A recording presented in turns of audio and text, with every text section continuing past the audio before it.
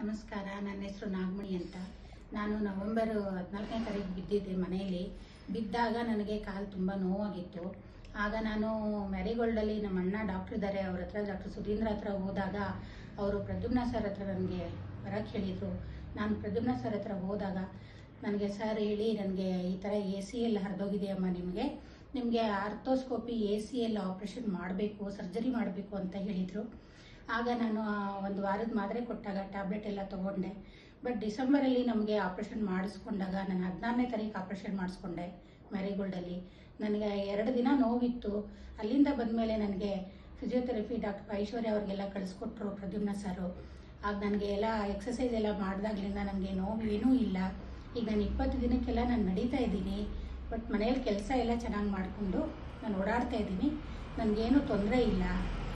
Pradyumna sir ಟೀಮ್ಗೆ, but doctor ಐಶ್ವರ್ಯ ಅವ್ರಿಗೂ ನನ್ನ ಕಡೆಯಿಂದ ಧನ್ಯವಾದ.